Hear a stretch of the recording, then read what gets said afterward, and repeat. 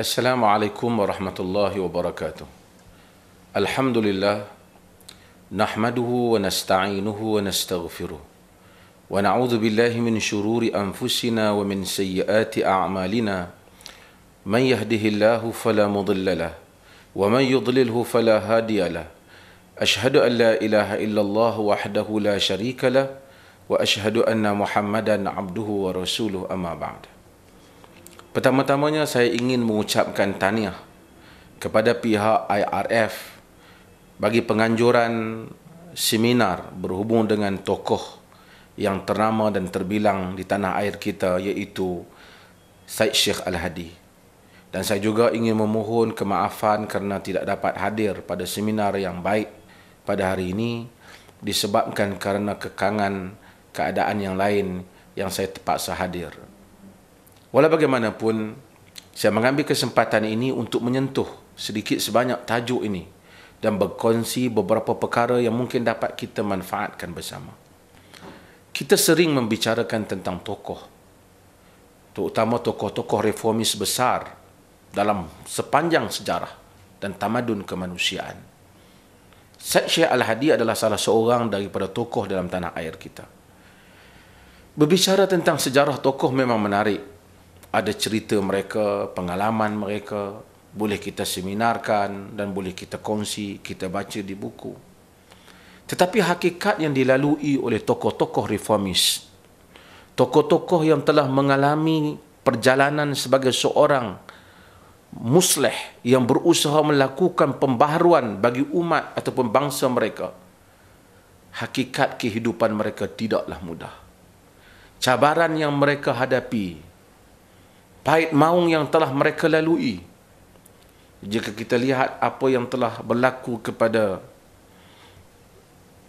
pengasas Muhammadiyah, Kiai Ahmad Dahlan, langgarnya dibakar dan dia telah cuba dihalau oleh penduduk kampungnya. Hari ini kita membaca dan menonton filem mengenai beliau, kita rasa menarik, tertarik, tetapi perasaan yang telah dilalui, ujian yang telah beliau hadapi pada zaman kehidupan mereka adalah tidak mudah ataupun tidak semudah bacaan ataupun seminar yang kita lakukan. Apapun, ini adalah usaha yang baik kerana kita ingin memahami supaya kita dapat meneruskan agenda perubahan. Saya ingin menyentuh beberapa perkara. Urusan ataupun usaha untuk melakukan tajdid ataupun mempembaharui keadaan, reform, adalah merupakan satu usaha yang berlaku di dalam berbagai-bagai bidang. Dalam teknologi, dalam berbagai-bagai kita hadapi, kita tengok manusia berubah daripada satu zaman kepada zaman yang lain. Namun, kenapa payah untuk melakukan proses ataupun perubahan di dalam bidang agama ataupun di dalam bidang politik ataupun kemasyarakatan? Sebabnya ialah kerana dua bidang ini, iaitu bidang politik dan bidang agama, ialah bidang yang membabitkan soal banyak orang-orang ternama dan penting yang mempunyai kedudukan dan kepentingan diri mereka. Kalau kita cakap soal agama, bukan dalam Islam sahaja. Kita lihat bagaimana sukarnya Martin Luther, pengasas Protestan, apabila beliau dan gerakannya Christian Reform Movement di Eropah yang cuba melakukan pembaharuan ala Protestan atau Protestant Reform, telah menghadapi satu ujian yang sangat getir. Ramai tokoh-tokoh dibakar, dibunuh. Martin Luther sendiri hampir mati. Mengapa sukar? Sekali lagi saya ulang. Kenapa sukar dalam bidang agama dan bidang politik? Kerana di dalam bidang agama dan bidang politik ini ada wajah persamaan. Patut mana sukarnya kita nak mengubah bidang politik. Kerana di politik itu ada tuannya yang berkuasa, ada kedudukannya. Bila berlakunya perubahan, dia akan terancam, kedudukannya akan terancam. Demikian juga dalam bidang agama.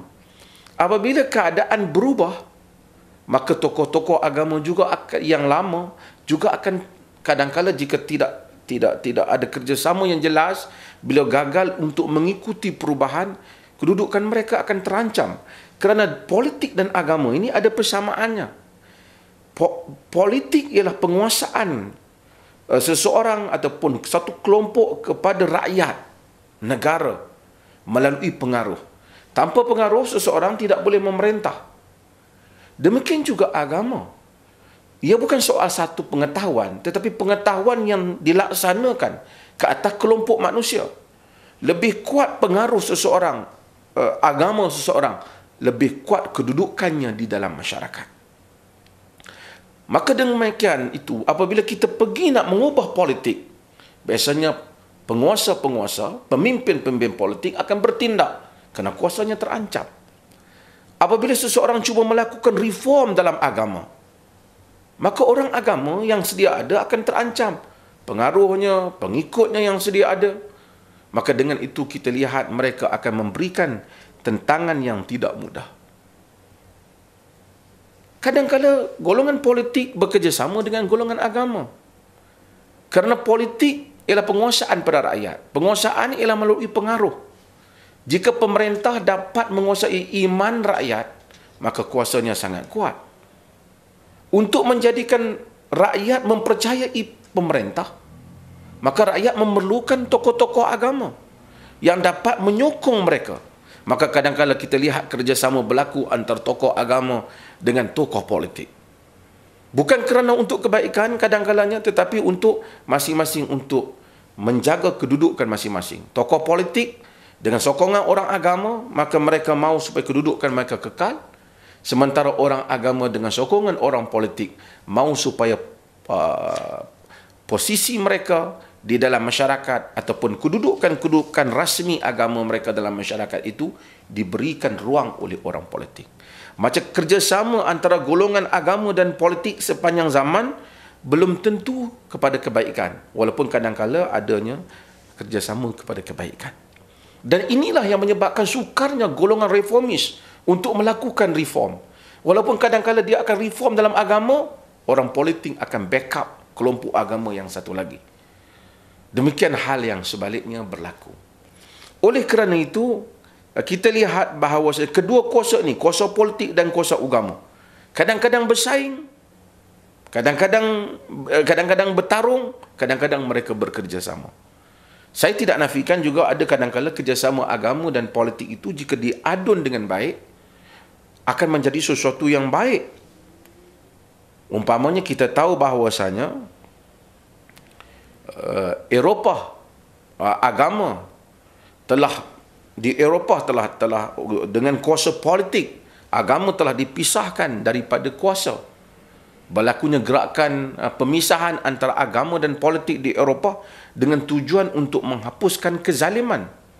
Kerana apabila gereja ketika dia bergabung dengan kuasa politik, dia begitu kejam kepada pihak lain, sehingga menyebabkan berlakunya revolusi Perancis, revolusi industri, yang mana sebenarnya menuntut supaya pemisahan itu, kerana dalam sepanjang sejarah apabila agama dan gereja agama dan istana bersatu, mereka menindas orang lain.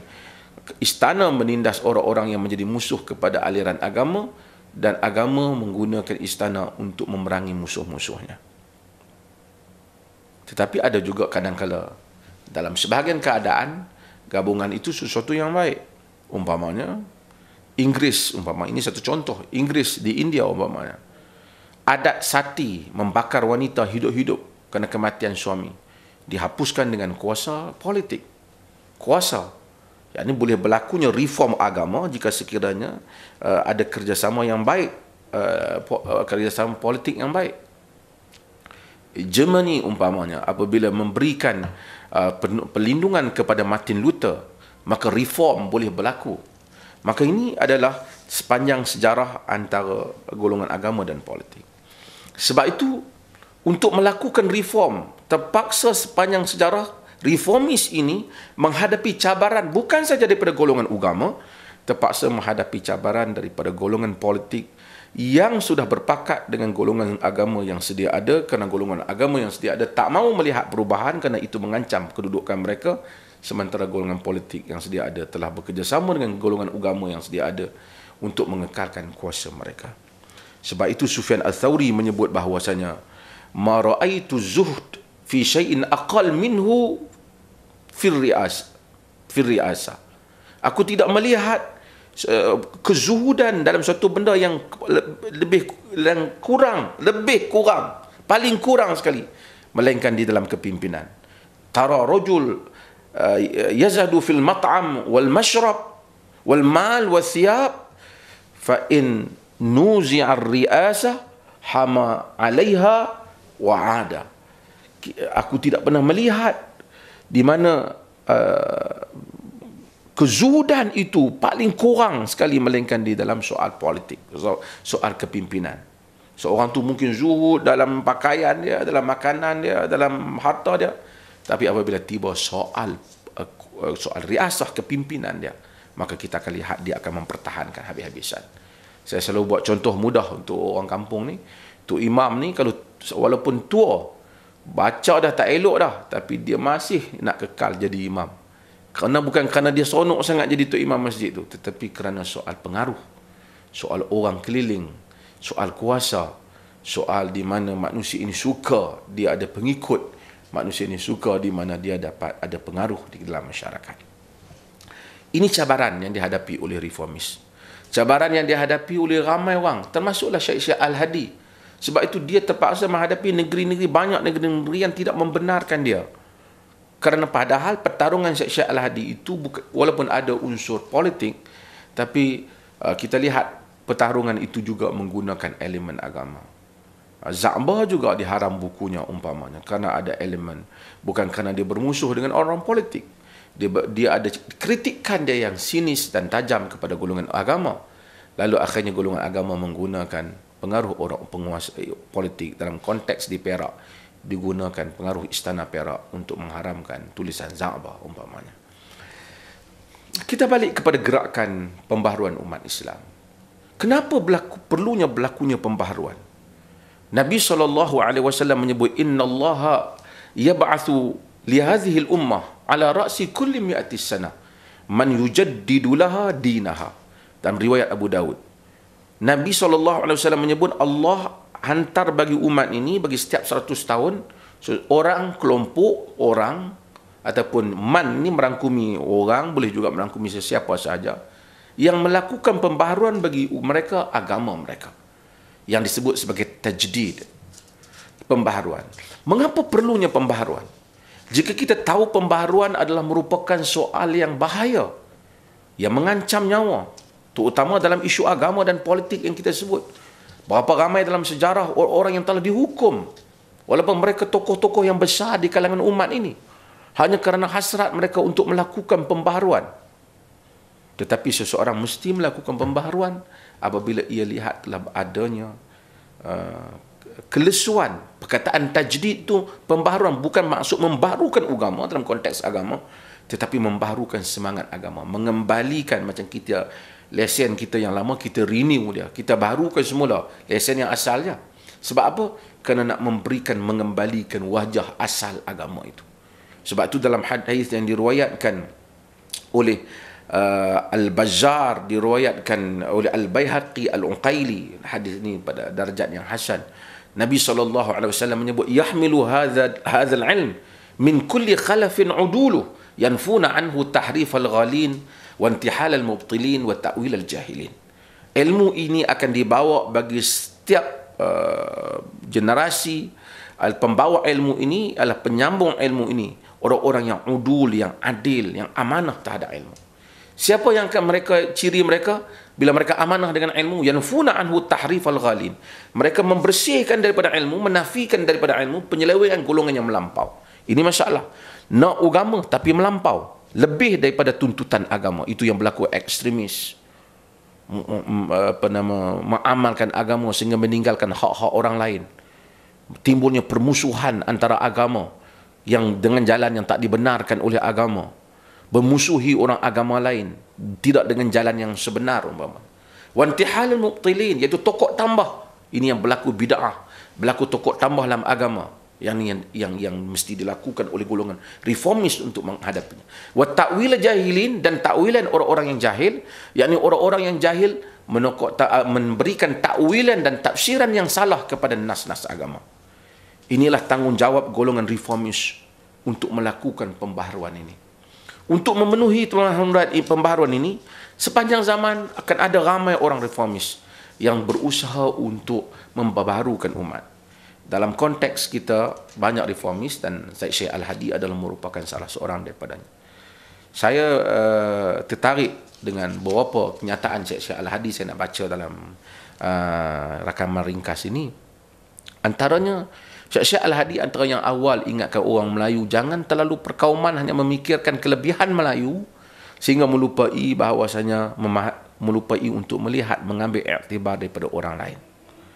Jika kita lihat entah yang disebut oleh Syekh Al-Hadi, dia menyatakan, perhatilah wahai sekalian saudaraku, bahawa kebanyakan bangsa Cina keluar mereka itu daripada negerinya, datang kemari dengan segulung tikar dan sehelai seluar serta berikat perut. Kemudian bekerjalah mereka itu dengan usaha dan pertolongan sekalian orang-orang besar dan orang-orang kayanya, sehingga jadilah kebanyakan mereka itu tuan tanah, mempunyai rumah dan kebun, memiliki segala harta, mempunyai gedung dan kampung, dan menjalankan kebanyakan tempat-tempat perniagaan dan bank. Maka adakah patut kita sekalian muslimin ini kurang daripada mereka itu usaha, cerdik, alim, amal, maruah, tolong-menolong dan berkasih sayang setengah dengan setengahnya, padahal kita mengaku kita ini Muslim. Percaya konon akan Quran yang menyuruh kepada tiap-tiap kelebihan, bahawa sesungguhnya tiadalah memadai sekalian Cina-Cina itu dengan perolehan yang telah dimilikinya di dalam negeri ini. Maka berusaha pula sekalian orang-orang besar dan orang kaya menjadikan beberapa perhimpunan dan persekutuan yang menjaga segala kegunaan dan faedah-faedah bangsanya, yang ini dicakap tentang orang Cina, serta membangunkan beberapa sekolah tempat pelajaran anak bangsanya yang miskin. Seelok-elok pekerjaanlah mereka itu. Ini Syekh Al-Hadi ingatkan tentang orang Cina, bahawa kenapa mereka lebih ketika itu ramai orang Melayu, termasuk juga tokoh-tokoh politik Melayu, mereka semua hanya melalaikan kaum mereka sendiri. Untungnya Syekh Al-Hadi kerana dia berada di Pulau Pinang, dan Pulau Pinang ini agak bebas dibandingkan negeri-negeri yang lain. Bahkan Syekh Al-Hadi mengkritik pentadbiran kepimpinan Melayu ketika itu. Kata Syekh Al-Hadi, hanya saja bangsa Inggeris itu tentera daripada Tuhan Rabbul Alamin. Disuruhnya kemari supaya mengeluarkan kita daripada gelap gelita, penjara kebodohan, kezaliman, kejahatan dan kebengisan pemerintah-pemerintah bangsa kita yang asal. Kerana bangsa Inggeris itu kaum yang pandai dan mengerti peraturan pentadbiran dan peraturan keamanan dan memakmurkan dunia. Nampaknya macam dia menyokong Inggeris, tapi sebenarnya dia nak mengkritik. Kerana kalau Inggeris tak datang, masihlah lagi kita mundur di dalam cara menguruskan. Ini kritikan dia, bukan bererti Syekh Al-Hadi itu, kalau kita baca keseluruhan ideanya, bukan bererti dia suruh kita itu mengikut agama Kristian ataupun mengikut Inggeris, tetapi dia mengkritik secara dalaman apa yang berlaku dalam masyarakat kita. Menariknya Syekh Al-Hadi ini juga perlu dilihat kepada golongan agama pada masa ini. Dia telah mobilize kemampuan dia, bukan hanya sudut sebagai tokoh agama biasa. Kemahiran dia dalam bahasa Arab, demikian juga di dalam sastra. Hikayat Faridah Hanum yang mungkin akan dibicarakan oleh beberapa tokoh nanti, umpamanya ada, ialah hikayat itu berusaha untuk memperkatakan tentang emansipasi wanita. Tetapi yang saya ingin sentuhnya bagaimana dia menggunakan segala kelebihan ini pada zaman itu, melalui novel, melalui tulisan, yang ketika itu golongan agama masih ramai yang masih dengan pendekatan cara yang lama. Dan juga kerana aliran dunia Islam ketika itu yang kelihatan membelakangkan, menjadikan wanita ini macam kelas kedua ataupun ketiga dalam masyarakat Islam. Kita kena hargai jasa kaum muda ketika itu, Syekh Al-Hadi dan mereka yang sewaktu dengannya, yang berjuang supaya memberikan hak wanita-wanita Islam pergi ke sekolah, pergi ke universiti. Akhirnya hari ini ialah dengan perjuangan mereka. Dahulu begitu kuat cengkaman pemikiran, bukan saya merendahkan mazhab Syafi'i, tetapi pegangan bahawasanya bapa itu boleh memaksa anak perempuannya berkahwin dengan sesiapa yang menjadi pilihan bapa. Tetapi golongan pembaharuan ini telah bangun untuk menentang hal ini supaya memberikan hak kepada wanita untuk memilih pasangannya dan tidak bersetuju kepada siapa yang dia tidak bersetuju. Walaupun itu idea itu tak sama dengan konsep wali mujbir dalam mazhab Syafi'i. Tapi mereka cuba melihat bukan saja dalam satu konteks, satu mazhab, tapi luas daripada itu. Saya alhamdulillah kerana Perlis antara negeri yang terkena kuat tempiasan golongan-golongan pembaharuan. Sebab itu daripada Pulau Pinang juga kita ada Syekh Abu Bakar Asy'ari yang datang menjadi tokoh agama di Perlis dan kemudian menyebabkan sehingga hari ini Perlis adalah sebuah negeri yang fatwanya sentiasa melihat kepada keluasan semua mazhab-mazhab Islam yang 4 khususnya supaya fatwa-fatwa itu lebih luas dan tidak hanya terikat dengan satu aliran sahaja. Mazhab dihormati tetapi keluasan itu sangat diperlukan terutama apabila kita menghadapi masyarakat yang bertambah rencam. Saya ingin mengucapkan terima kasih banyak kerana kalau saya hadir sendiri mungkin banyak sesi soal jawab yang boleh kita buat. Tapi ini secara ringkas untuk saya rakamkan tahniah saya kepada pihak penganjur dan mudah-mudahan seminar yang seperti ini perlu kita bangkitkan banyak lagi supaya kita berbicara intellectual discourse ini penting untuk golongan terutama kita umat Islam khususnya dan juga selain mereka supaya melihat Islam ini pada angle yang lebih luas, jasa-jasa golongan reformis yang kita tak mahu akhirnya mereka telah lakukan reform yang banyak kita kembali ke belakang semula.